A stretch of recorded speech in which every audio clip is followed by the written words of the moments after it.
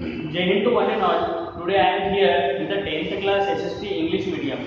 Our today's topic is suggestion for enhancing cost of agricultural product, cotton textile industry, mineral based industry, that is iron and steel industry. We are going to study chapter number 3, industries in India. Okay, our chapter number 3, industries in India, has been continuing. Okay, so let's start. Suggestion for enhancing cost of the agriculture product. Yesterday we have discussed cost enhancement techniques or cost enhancement means of cost enhancement. Now we are going to study their suggestion. पिछले lecture में हमने study किया था कि means for cost enhancement. Cost को अगर enhancement करना है, यदि हमें एग्रीकल्चर प्रोडक्ट है या एग्रीकल्चरल क्रॉप है, उसके कॉस्ट को इंक्रीज करना है तो क्या करना होगा. हमने देखा था कि कुछ उसके क्वालिटीज के अंदर उसके शेप और साइज में हमने बदलाव कर दिया ताकि वो जो फसल है उसका जो रेट है वो बढ़ गया, इंक्रीज हो गया. जैसे जो पोटैटोज वगैरह है तो पोटैटोज से हमने क्या किया, चिप्स वगैरह बना ली, तो उसकी क्वालिटी के अंदर उसके साइज और शेप में हमने बदलाव किया, तो इसके कारण जो है ज़्यादा कीमत हमें उसकी मिली. अब हम इसके कुछ सजेशन देखेंगे कि क्या ऐसी चीज़ें हैं जिसके कारण कॉस्ट इन्वेस्टमेंट को बढ़ाया जा सकता है. क्योंकि एक सबसे बड़ी बात होती है कॉस्ट इन्हेंसमेंट की हमने बात कर ली.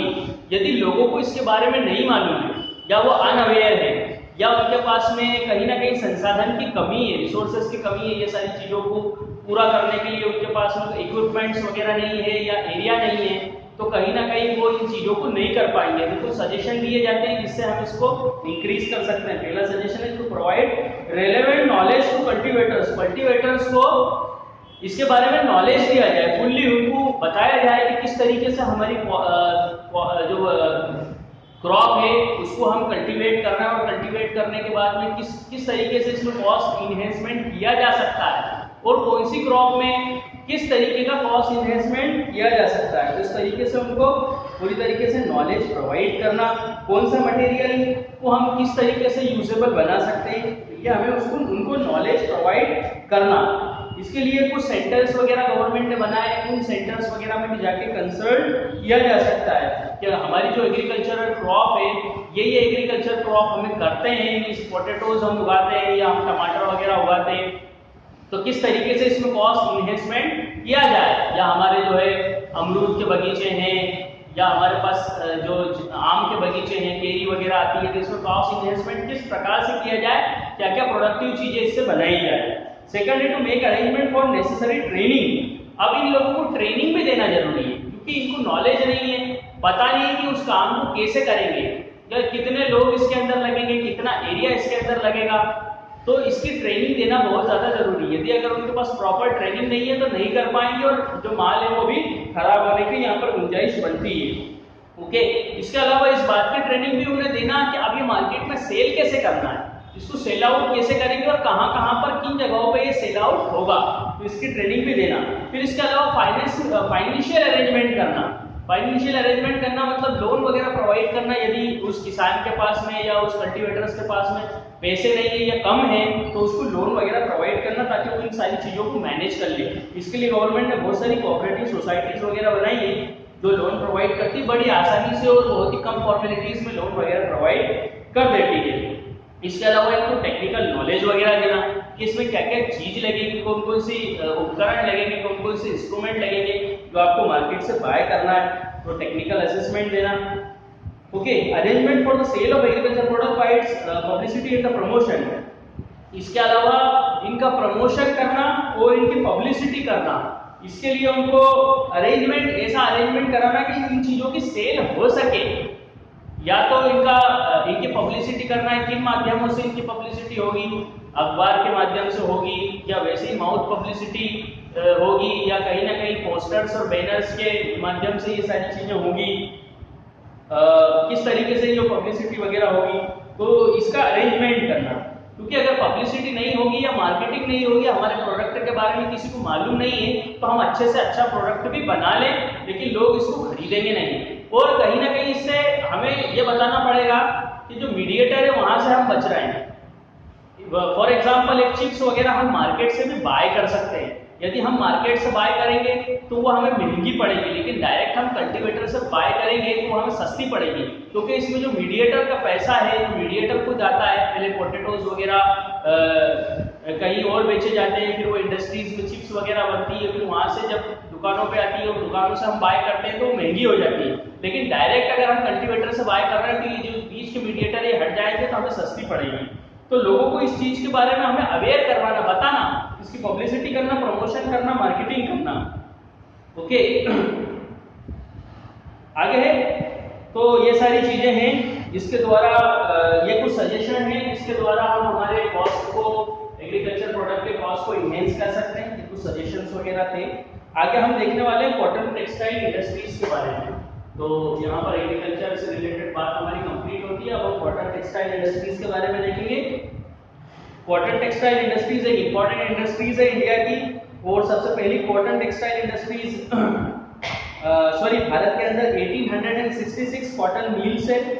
इसमें से जो 82% मिल्स है वो प्राइवेट सेक्टर ऑन करता है, मतलब प्राइवेट सेक्टर उसको चलाता है, और 10% जो मिल है वो गवर्नमेंट के अंदर अंडर आती है, मतलब गवर्नमेंट उसको ऑन करती है, और 8% जो है वो कोऑपरेटिव सेक्टर उसको ऑन करता है।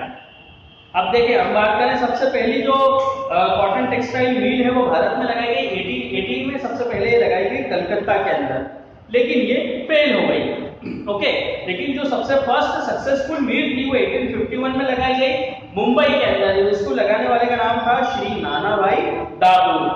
Since the first cotton textile mill was set up in Mumbai, it was known as the capital of textile industry.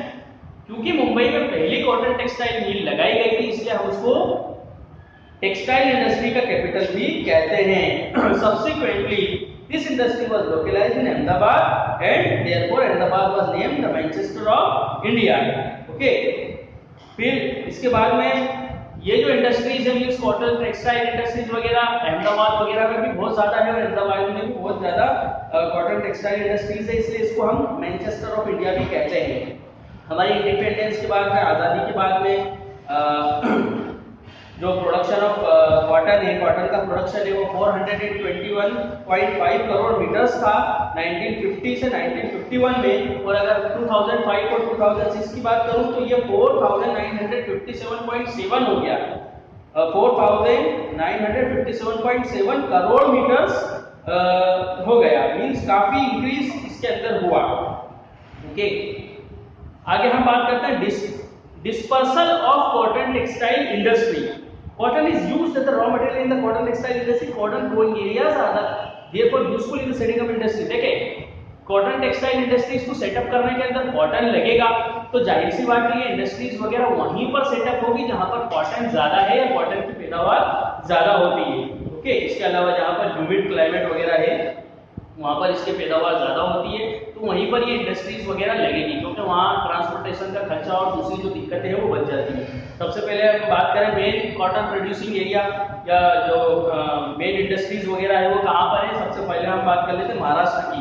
अगर मैं महाराष्ट्र की बात करूं तो महाराष्ट्र का नंबर फर्स्ट रैंकिंग है कॉटन टेक्सटाइल इंडस्ट्रीज में। यहाँ पर 119 मिल्स है, इसमें से 101 यूनिट जो स्पिनिंग का काम भी करती है और वीविंग का काम भी करती है, और बाकी की जो 18 है वो केवल और केवल स्पिनिंग का काम करती है।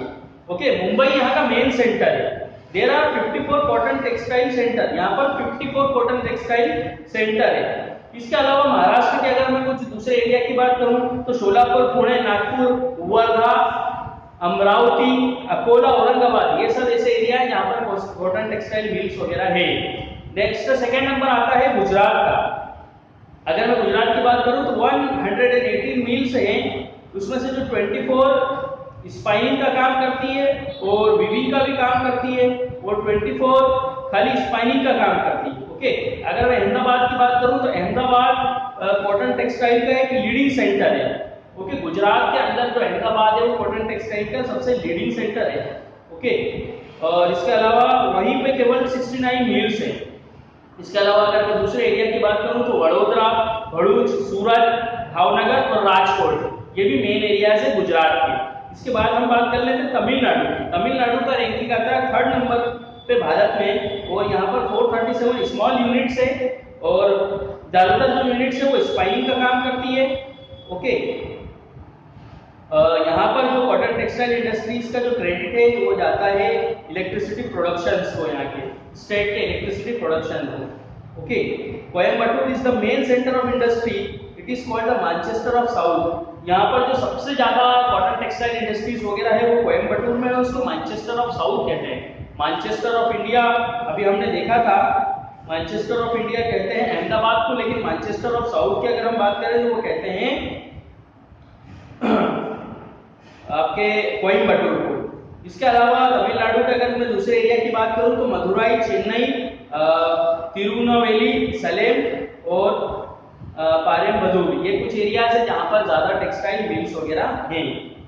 ओके, इसके अलावा कुछ ऐसे एरिया है जहां पर कॉटन टेक्सटाइल मिल्स हैं। पूरे इंडिया लेवल की हम बात कर लेते हैं, जो कुछ छोटे मोटे एरियाज है यहाँ पर छोटी मोटी कॉटन टेक्सटाइल मिल्स वगैरह हैं। तो जैसे हावड़ा, श्री रामपुर, ये वेस्ट बंगाल में है, और इसके अलावा कानपुर, ये उत्तर प्रदेश में है। इसको मैनचेस्टर ऑफ नॉर्थ इंडिया कहा जाता है। और कुछ अदर सेंटर्स की बात करूँ तो वो वाराणसी, आगरा, हथरास, मुरादाबाद, रामपुर, लखनऊ, ये कुछ सेंटर्स है, इन एरियाज के अंदर भी है।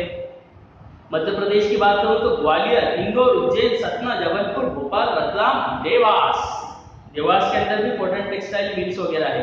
अगर आप इंडस्ट्रियल एरिया वगैरह में जाके देखेंगे तो आपको वहाँ पर कॉटन टेक्सटाइल मिल्स वगैरह देखने को मिलेंगे।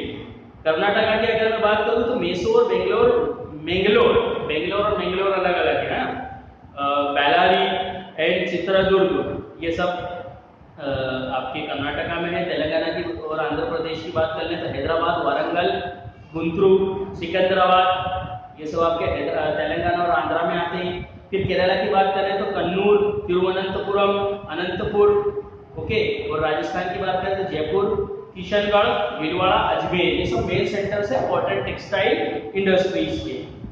ओके, अब हम बात कर लेंगे नेक्स्ट पे mineral based industries.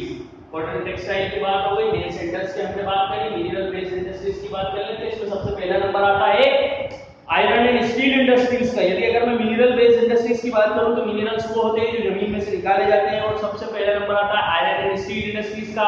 Iron and steel industries का सबसे पहला नंबर क्यों आता है? क्योंकि आयरन एंड स्टील इंडस्ट्री दूसरी सभी इंडस्ट्रीज की बेस है, बेस इंडस्ट्री है, बेसिक इंडस्ट्री है, या यूं कहना चाहिए कि बैकबोन है।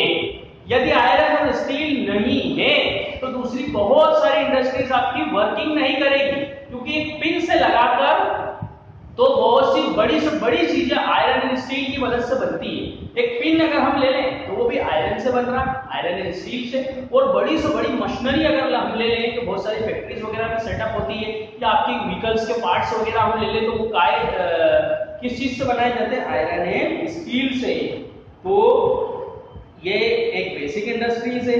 ओके, और एक बहुत ही इंपॉर्टेंट इंडस्ट्रीज है हमारी कंट्री की, इसमें नेशंस की इकोनॉमिकल डेवलपमेंट टिकी हुई है। ओके, अगर देखिए हम बात करें ओल्डर इंडिया की या ओल्डर टाइम्स की, हम बात करते हैं कि स्मॉल स्केल इंडस्ट्रीज हुआ करती थी उस जमाने में आयरन एंड स्टील इंडस्ट्री। मतलब अगर हम तकरीबन 1500 साल पुरानी अगर बात करें तो जो आयरन पिलर है जो महरौली के अंदर है, और इसके अलावा जो कुतुब मीनार दिल्ली के अंदर है, वहां पर भी कहीं ना कहीं आयरन का यूज हुआ है। तो उससे हमें अंदाजा लगता है कि उस जमाने में भी आयरन एंड स्टील इंडस्ट्रीज थी। लेकिन ये उस जमाने के अंदर स्मॉल स्केल इंडस्ट्रीज का फॉर्मेट था, इसका लार्ज स्केल इंडस्ट्रीज वगैरह ये नहीं थी। सबसे पहली modern iron and steel plant setup हुआ था पोर्टो नोवा के अंदर, ये तमिलनाडु के अंदर है, इंडिया का, 1830 में। ओके, और इसके अलावा सबसे पहला लार्ज स्केल प्लांट जो सेटअप हुआ आयरन एंड स्टील का वो सच्ची में सेटअप हुआ, ये झारखंड के अंदर है। ओके, इसके अलावा 1907 में इसको ये झारखंड में जो सच्ची के अंदर है इसको सेटअप किया था जमशेदी टाटा ने। तो अब उस एरिया को हम जमशेदपुर के नाम से जानते हैं। अब इंडिपेंडेंस के बाद में, हमारी आजादी के बाद में गवर्नमेंट ने जब 5 ईयर प्लान बनाया तो उसके अंदर ध्यान दिया कि जो आयरन एंड स्टील इंडस्ट्रीज है ये बढ़ते रहना चाहिए हमारे देश के अंदर, इसको इंक्रीज होते रहना चाहिए। क्यों इंक्रीज होते रहना चाहिए? क्योंकि हमारे देश की इकोनॉमिकल डेवलपमेंट के लिए जरूरी है। और वैसे भी कोई भी इंडस्ट्रीज हुई हमारे देश की इकोनॉमिकल डेवलपमेंट के लिए या किसी भी देश की इकोनॉमिकल डेवलपमेंट के लिए बहुत ज्यादा जरूरी होती है। ओके, तो इसीलिए ये इंडस्ट्रीज को दोनों सेक्टर्स के अंदर, प्राइवेट और पब्लिक दोनों के अंदर गवर्नमेंट ने अनुमति दी कि दोनों सेक्टर्स में आप इसको सेटअप कर सकते हैं। और इसके लिए अलग से स्टील अथॉरिटी ऑफ इंडिया बनाई गई, जिसको हम कहते हैं SAIL, which is the largest industrial institution in the world. ये दुनिया का सबसे लार्जेस्ट इंडस्ट्रियल इंस्टीट्यूशन है वर्ल्ड में। This institution does not work of planning and coordination in the does work the planning. ये क्या करता है? प्लानिंग करता है और कोऑर्डिनेशंस करता है production of iron and steel के अंदर। ओके, प्लानिंग भी करता है, कोऑर्डिनेशन भी करता, सामंजस्यता बैठाता है। अब हम बात करेंगे लोकेशन ऑफ इंडस्ट्रीज की, ये इंडस्ट्रीज वगैरह कहां पर लोकेट है, कहां पर स्थित है। देखें, the iron and steel industries in India is localised in the areas where the raw material is available. Iron and steel industries वगैरह उन एरियाज के अंदर ज्यादा सेटअप है जहां पर रॉ मटेरियल वगैरह मिल जाता है। मतलब जब आयरन या स्टील वगैरह हम जब बनाते हैं फैक्ट्रीज और इंडस्ट्री में, तो आयरन डायरेक्टली जमीन में से नहीं निकलता है, बल्कि वो ओर के फॉर्म में होता है। आयरन ओर के फॉर्म में होता है और बहुत ही ज्यादा हेवी और बल्की होता है, तो कहीं ना कहीं ट्रांसपोर्टेशन उसका करना बहुत ही ज्यादा प्रॉब्लमेटिक होता है। तो इसलिए जिन एरियाज के अंदर ये सेटअप की गई है, वहां पर ये सेटअप की गई जहां पर ये मिनरल्स निकलता है, उसके करीबी एरिया के अंदर। दूसरी बात, आयरन एंड स्टील इंडस्ट्री वहां सेटअप की गई जहां पर ट्रांसपोर्टेशन होना चाहिए और भी बेसिक फैसिलिटीज होना चाहिए। केवल ऐसा नहीं है कि जहां पर ये मिनरल निकल गया वहां पर हमने इसको सेटअप कर दी और वहां पर दूसरी बेसिक फैसिलिटीज नहीं है, जैसे इलेक्ट्रिसिटी नहीं है या ट्रांसपोर्टेशन की फैसिलिटी नहीं है, रेलवे की फैसिलिटी नहीं है। तो ये सारी चीजें देखना पड़ती है कि ये जो बेसिक फैसिलिटीज है वो भी वहां पर अवेलेबल हो, और इसके अलावा जो मिनरल्स जहां से ये निकल रहा है, जहां पर से आयरन और निकल रहा है, तो वो वहां पर हो। तो इन सभी चीजों को देख के फिर एक जो एरिया है वो चुन लिया जाता है कि यहाँ पर हम इंडस्ट्रीज वगैरह सेटअप कर सकते हैं। ओके, तो इसके आधार के ऊपर इंडस्ट्रीज वगैरह सेटअप होती है। अगर मैं मेन लोकेशंस की बात करूं तो देखिए, ये है बुरहानपुर, हीरापुर, कुल्टी, दुर्गापुर और बोकारो में। आयरन एंड स्टील बेल्ट की अगर हम बात करें तो भिलाई, रोरकेला, भद्रावती, सलेम, विजयनगर और चंद्रापुर। इसके अलावा steel industries located in areas where coal and iron ore belt which have transport facility. ऐसे एरिया के अंदर स्टील इंडस्ट्री जहां पर कोल भी है, आयरन ओर भी है, ओके, और वहां पर ट्रांसपोर्ट फैसिलिटीज भी है, वो है जमशेदपुर। इसके अलावा कोस्टल एरियाज की मैं बात करूं तो वो है विशाखापट्टनम, यहाँ पर ये कोस्टल एरियाज वगैरह है। Okay, the iron and steel industry located in Jamshedpur is known as Tata Iron and Steel Company। जो जमशेदपुर में आयरन एंड स्टील इंडस्ट्रीज है उसको हम Tata iron and steel company कहते हैं, टिस्को। ओके, ये लार्जेस्ट स्टील प्लांट है ना सिर्फ इंडिया में बल्कि पूरे एशिया के अंदर। ओके, ठीक है। अब यहाँ पर आप पेज नंबर 58 के अंदर आयरन एंड स्टील प्लांट को आप स्टडी करेंगे, आपको इससे अंदाजा हो जाएगा कहाँ कहाँ पर आयरन एंड स्टील प्लांट है, इसका लोकेशन दिया है, स्टेट्स दिया है और रिमार्क दिया है। जैसे पहले वाला Tata iron and steel industry ये बिगेस्ट प्लांट है, ये उसका रिमार्क है। ये आप टेबल पेज नंबर 58 और 59 में जो दिया है वो आप लोगों को स्टडी करना है। Okay, production of iron and steel industry. The systematic development of iron and steel industry of India after independence has resulted into the sustained increase in the production during last few decades. देखें, जब हमने आज़ादी के बाद में ये systematically iron and steel industries को setup वगैरह करना शुरू किया तो हमें इसमें इंक्रीजमेंट देखने को मिला। 1970 और 71 के अंदर जो प्रोडक्शन 70 लाख टन था वो 2005 और 2006 में 492 लाख टन हो गया। Okay, from the stand point of steel production India place 9th in the world. देखिए, टॉप 10 में आता है इंडिया, स्टील के मामले में दुनिया में 9th नंबर पे है India. The industry is giving direct employment to more than 5 lakh person in India. ये जो आयरन एंड स्टील इंडस्ट्रीज है तकरीबन 5 लाख लोगों को क्या देती है, रोजगार देती है पूरे इंडिया के अंदर। ये ध्यान रखें, अभी मैंने आप लोगों को बताया था कि देश की तरक्की के लिए, हमारी इकोनॉमिकल डेवलपमेंट के लिए इंडस्ट्रीज एंड फैक्ट्रीज जरूरी है। इसके अलावा आयरन एंड स्टील इंडस्ट्रीज तो सभी इंडस्ट्रीज की बेस इंडस्ट्री है। तो देखिए, ये 5 लाख लोगों को डायरेक्टली रोजगार दे रही है। अब इसमें ट्रांसपोर्टेशन का जो वर्क होता है मींस डायरेक्टली भी रोजगार दे रही है, इनडायरेक्टली भी दे रही है। जो ट्रांसपोर्टेशन का वर्क होता है वो भी जो यहाँ पर इंजीनियर लगते हैं, जो यहाँ टेक्नीशियंस लगते हैं, ओके, और जो भी इससे डायरेक्टली और इनडायरेक्टली जुड़े हुए हैं वहां पर उनका इससे मुनाफा जुड़ा हुआ है या कहीं ना कहीं लाभ जुड़ा हुआ है। ओके तो ये सारी चीजें हैं। अब आगे आता है फॉरेस्ट बेस्ड इंडस्ट्रीज का, केवल और केवल इंट्रोडक्शन पार्ट में पढ़ूंगा, बाकी का पार्ट हम कल देखेंगे। Forest based industry, forest are an invaluable gift of the nature is due to several things. देखिए फॉरेस्ट एक वैल्यूएबल गिफ्ट दी हमें, नेचर ने दी है। बहुत सारी चीजें हमें फॉरेस्ट में मिलती है, जैसे वुड मिलता है, रेक्सिन्स मिलती है, गम या गोंद या बार्क, पेड़ की छाल वगैरह, लीफ मिल जाती है, फ्रूट्स मिल जाता है, मेडिसिनल प्लांट एंड हर्ब वगैरह मिल जाते हैं। ओके, ये बहुत सारी इंडस्ट्रीज का रॉ मटेरियल भी होता है, जैसे फॉर एग्जांपल बांबू, बांबू से क्या बनाया जाता है, पेपर, तो ये पेपर इंडस्ट्रीज का रॉ मटेरियल है। इसके अलावा हम फर्नीचर वगैरह बनाते हैं, तो ये भी कहीं ना कहीं हमें जो पेड़ से ही पेड़ की लकड़ी का यूज करके फर्नीचर बनाते हैं, तो ये फर्नीचर इंडस्ट्रीज का क्या है, रॉ मटेरियल है। ओके, इसके अलावा रबर, सिल्क वगैरह ये भी सब हमें फॉरेस्ट से मिलता है।